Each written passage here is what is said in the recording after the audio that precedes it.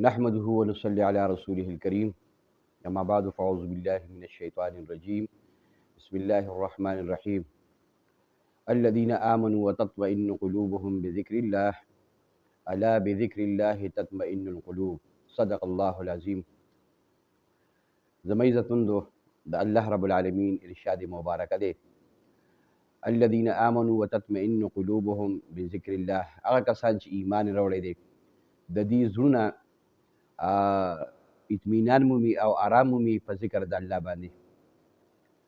الا بذکر الله تطمئن القلوب. الله پاک فرمایي خبردار د الله تعالی په ذکر سره زړونو ته اطمینان او سکون نصیب کیږي.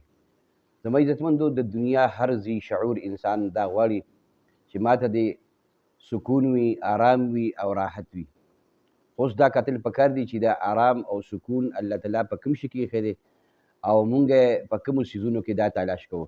مونږ په غلطو لارو باندې روان یو. څوک ځان ته د مال دولت انبارونه زیاتوي چې یاره ماته به په دې کې امن او سکون او آرام او راحت میلو شي، او څوک چې کوم دی د دنیا د مختلفو حصو سفرونه کوي، سیر سپاټې کوي چې ماته به په دې کې آرام او سکون چې کوم دی یعنې میلو شي. څوک د موسیقۍ محفلونه سجاو کوي چې ماته به په دې کې آرام او سکون میلو شي، او څوک چې کوم دی د یو شي او د بل شي په تلاش کې لګیا وي چې دا زه تلاش کوم او د دې څیزونو ما سره کثرت شي نو ماته به آرام او سکون چې کوم دی دا میلو شي. نو د الله د طرف نه آواز راځي چې ای زما نادانه بنده، ته د دنیا په څیزونو کې آرام او سکون تلاش کې. د دنیا په څیزونو کې آرام او سکون نشته دی.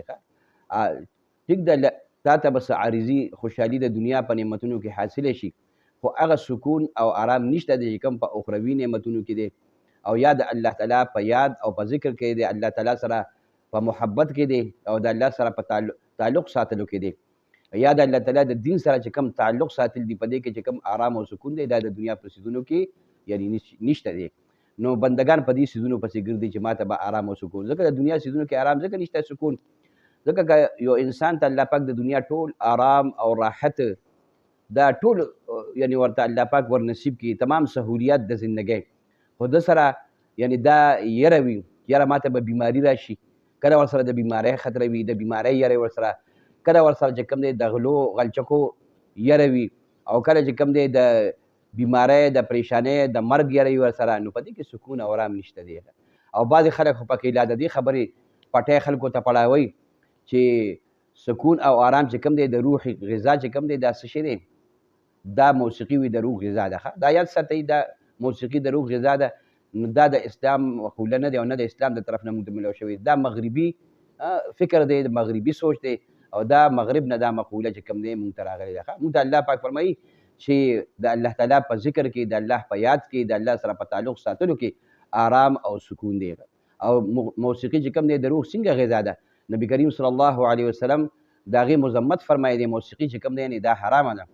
نو په موسیقۍ کې چې کله موسیقي حرامه ده نو په دې کې سکون د کوم ځای نه رالو، او په دې کې آرام او راحت د کوم ځای نه چې کوم دی رالو. ځکه نبي علیه السلام فرمایي چې موسیقي دا په زړه کې منافقت پیدا کوي. نو چې منافقت په زړه کې پیدا کوي او دغه رنګې شهوانیت چې کوم دی دا په زړه کې پیدا کوي، او دغه رنګې روحانیت ورسره مغلوبه کېږي، نو په دې کې به آرام او سکون د کوم ځای نه چې کوم دی راشي. د حضور پاک صلی الله علیه وسلم ارشاد مبارک دی. حضرت علی رضی الله تعالی عنہ روایت دی، نبی کریم صلی الله علیه وسلم فرمایي بعثت بکسر المزامیر. زه الله تعالی دې دپاره رالیږلی ما چې آلات موسیقي دا مات کړمه، دا ټوکړي ټوکړي کوم زه الله تعالی دې دپاره رالیږلی. نو د بعثت د نبوت یو مقصد دا هم دی چې دا آلات موسیقي دا د ځمکې نه چې کوم دی یعنې ختم کړي. دغه رنګې حضرت انس رضی الله تعالی عنه، حضرت عایشه رضی الله عنها فرمایي چې صوتان ملعونان فی الدنیا والآخره، دوه قسمه اوازونه دي چې دا په دنیا او په آخرت کې په دې باندې لعنت ویلی شوی دی. او مزمار عند نعمت ورنة عند مصیبت، یو خو چې کوم دی د نعمت او د خوشحالۍ په وخت کې ګانې بجانې او باجې وهل، او دغه رنګې د مرګ او د مصیبت په وخت کې نوحه کول، په زوره باندې چې کوم دی یعنې جړا کول. دغه رنګې د حضور پاک صلی الله علیه وسلم بل ارشاد مبارک دی چې الغناء ينبت النفاق في القلب كما ينبت الماء الزرع.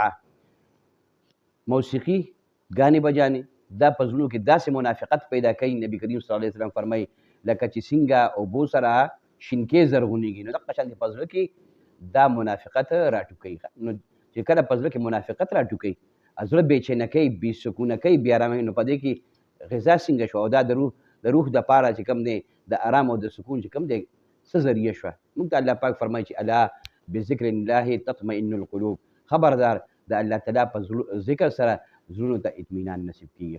نو دا یاد ساتئ، مونږ چې کوم دی د الله او د رسول د دین مکلف یو. مونږ د مغربي اقوامو او یا چې کوم دی بعضې خلک ورته د دې دعوت ورکوي، خلکو ته وایي چې را ژوند په خپله خوښه باندې تېروئ او ځان د مذهب او د مولیت نه آزاد کوي، په خپله خوښه باندې ژوند تېروئ. دې مولیانو او دغه رنګې د مذهب په موږ باندې ډېرې پابندۍ ښودلي، دا مه کوه، دا کوه، دا مه کوه.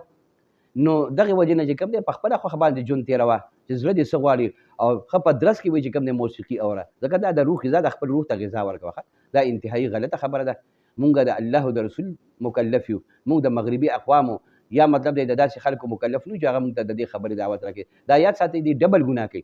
یا خو ګناه کوي، ګناه ته ګناه نه وایي، او بله ورسره چې کوم دی د ګناه خلکو ته یعنې دعوت ورکوي.